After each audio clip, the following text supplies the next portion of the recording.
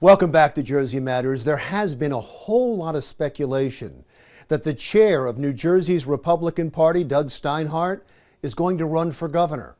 So I asked him about that and the coronavirus stimulus bill. Here's my interview with Doug Steinhardt. Well, sir, thank you so much for doing this. I really appreciate it. I hope you and your family are okay. Doing well. Thank you for asking, Larry. Everyone's doing good. We have the primaries coming up, and it sounds like New Jersey at least is going to, it seems that way, is going to experiment with mail-in votes. How do you feel about that? Look, it's an unproven process, and it's a process that I think we just learned yesterday is wrought with some problems. Atlantic City, Patterson, we had ballots. People hadn't received ballots as of Election Day. There were reports of ballots being delivered by the Postal Service to lobbies of multi-unit buildings and not into individual mailboxes. And I hope that that's not the plan for November. We need a plan for November that does better than what we just experienced. What is there anything that the Republicans can do if the governor comes out and says we're doing it this way? Well, look, I guess there's always the potential for legal challenges. It's something that we've been kind of quietly talking about in terms of whether or not there's a significant basis for effects on the integrity of the process. But I think the recent elections give us a good groundwork for that. We're going to have to wait and see what happens over the course of the next couple of days as they continue to tabulate votes that were cast earlier this week. Are you disappointed that this state is not opening up as quickly as some business owners would like? Well, look, I mean, I think we need to be talking about three things here in terms of reopening. First, there are 50 states in the country, right? New Jersey's not alone. All of them are going through degrees of the COVID crisis. New York and New Jersey hit amongst the hardest. But, you know, it is clear that we need some sort of a detailed reopening plan, one with benchmarks, one with dates, not just, random or non-specific openings of certain businesses, but not others with no detail. We need a real opening, a reopening schedule that people can get behind. I think it makes no sense to paint the state with a big broad brush. The Northwest, the South are certainly not populated the same way the Northeast is or the Jersey Shore. There are different demographics within the state that can be looked at differently if any type of efforts put into it. After that, we need to be talking about real reforms, Larry. We need to be talking about budget reforms. I think if you heard the governor today, revenues are down 60%, $3.5 billion so far. You know, we need to be talking about budget reforms. No one's going to be loaning New Jersey money if we can't even get our own economic house in order. We need to be talking about tax reforms. The last thing that we should be talking about are tax raises, sales tax raises, property tax raises when you got 1 million people unemployed and businesses still shuttered. And last but not least, we need to be talking about improving our tax climate. We need to get businesses back into New Jersey. We need to get them opened, and we need to be putting people back to work.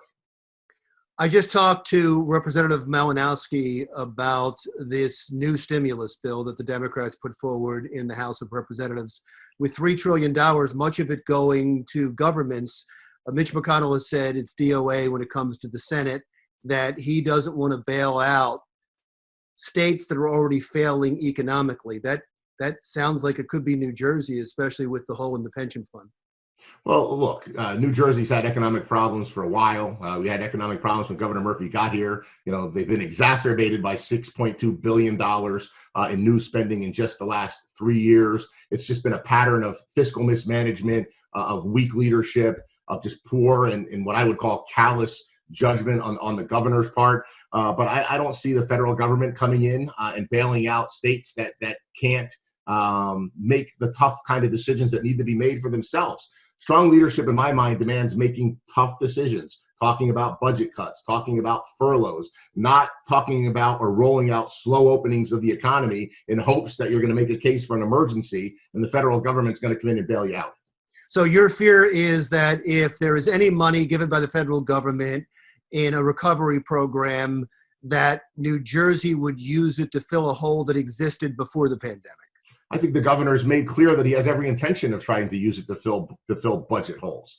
Look, New Jersey had a spending problem before. Now we've got a spending and a revenue problem. I think one of the reasons you see the governor so inclined to slow walk the reopening of the state's economy is, look, you know, he should be being guided by science, not hiding behind science. And unfortunately, what you have here is a situation where, the governor can't come up with any other way to fill the state's budget holes short of going to the Fed for money.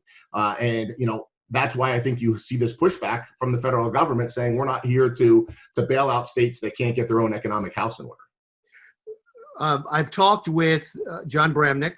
I've talked with Jack Ciattarelli, and every time I talk to them about running for governor, your name comes up as a possible opponent. Are you running? I'm not running for anything right now. It's 2020.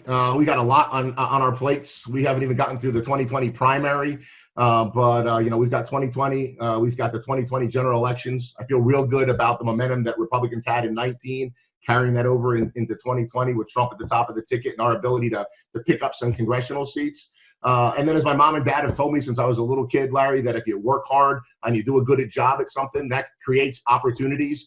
If you sit down or you lay down or you're lazy, it precludes them. So we've been working hard at State Party. I am going to continue to work hard through the 2020 election cycle. And if that creates opportunities, I'll look at them then. But right now, I am focused on July and November. I understand. Are you thinking about it at all?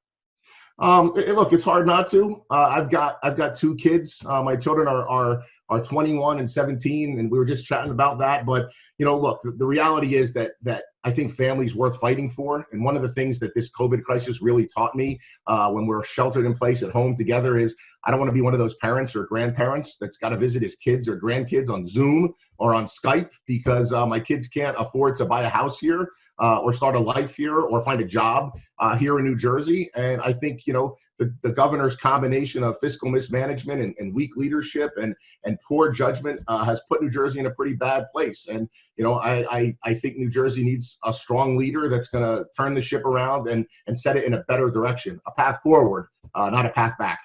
Sounds like you're already running. Like I said, I'm focused on 2020 and making sure that we have a successful Republican cycle. Mr. Chairman, I really appreciate your time. Thank you so much for doing this. It is always a pleasure spending time with you, Larry. I wish you good health and stay safe. Thank you. That was Doug Steinhardt, chair of the New Jersey Republican Party. Still to come on Jersey Matters, one Atlantic City hotel and casino has plans to reopen. We'll talk about that next.